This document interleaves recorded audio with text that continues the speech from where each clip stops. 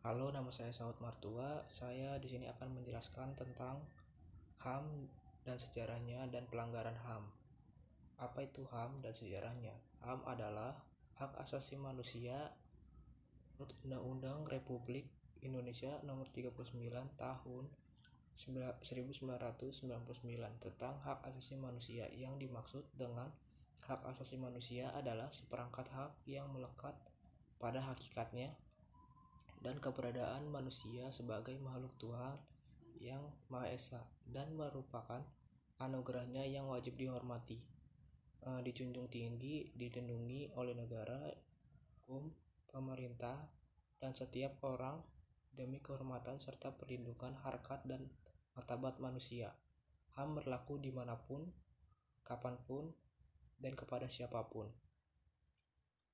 HAM tidak dapat diganggu-gugat dan tidak bisa dicabut karena merupakan anugerah yang dimiliki setiap manusia.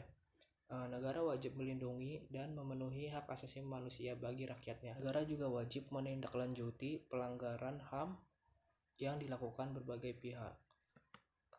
Dilansir dari Ensiklopedia Britania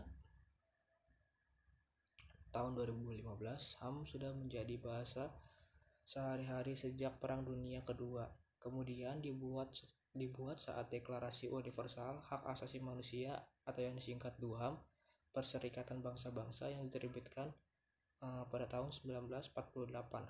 HAM ini menggantikan istilah hak-hak alamiah. Disebutkan bahwa HAM adalah suatu pengakuan atas martabat dan hak yang tidak bisa dicabut oleh siapapun. Hak setiap orang dilindungi lewat seperangkat peraturan hukum.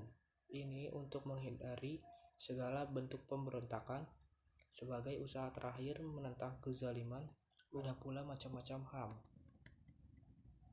Hak asasi pribadi, hak asasi politik, hak asasi hukum, hak asasi ekonomi, hak asasi peradilan, dan hak asasi sosial budaya. Pelanggaran HAM. Menurut pasal 1 angka 6 Undang-Undang Nomor 39 Tahun 1999 tentang hak asasi manusia, pelanggaran hak asasi manusia adalah setiap perbuatan seseorang atau sekelompok orang termasuk aparat negara, baik disengaja atau kelalaian, yang secara hukum mengurangi, menghalangi, membatasi, dan atau mencabut hak asasi manusia. Dikhawatirkan tidak akan memperoleh penyelesaian hukum yang adil dan benar berdasarkan mekanisme hukum berlaku. Hal demikian dikuatkan kembali pada Undang-Undang Republik Indonesia Nomor 26 Tahun 2000 tentang Pengadilan HAM. Jenis-jenis pelanggaran HAM. Pelanggaran HAM dibagi menjadi dua, yaitu pelanggaran HAM berat dan pelanggaran HAM yang ringan.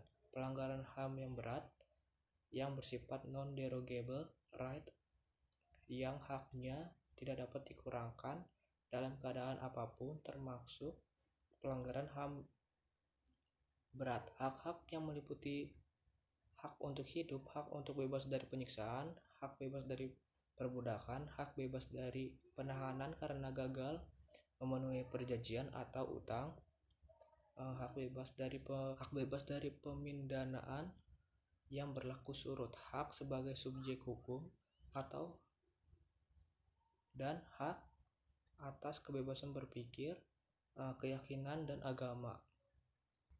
Pelanggaran HAM yang bersifat berat menurut Undang-Undang RI Nomor 16 Tahun 2000 tentang pengadilan dapat diklasifikasikan menjadi dua, yaitu kejahatan genosida dan kejahatan terhadap kemanusiaan. Pelanggaran HAM yang bersifat ringan.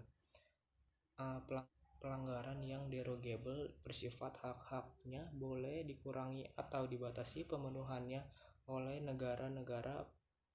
Hak dan kebebasannya termasuk dalam jenis ini adalah hak atas berkumpul secara damai, hak atas kebebasan berserikat, dan hak berekspresi dan berpendapat.